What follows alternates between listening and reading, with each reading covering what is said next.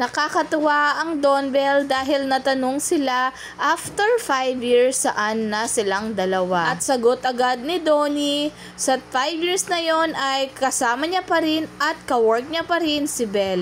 Hindi niya talaga gusto na maiba ang kanyang ka-love team.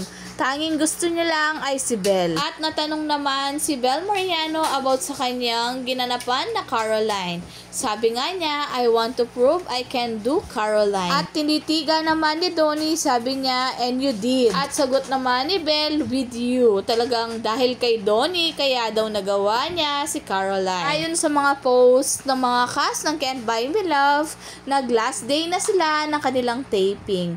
At nag-post naman na nagsama-sama silang lahat at kitang-kita na nakasingit si Donnie. Gusto niya talaga na laging katabi si Bell. Nag-post ang family ni Donnie na kumain sila sa Laguna.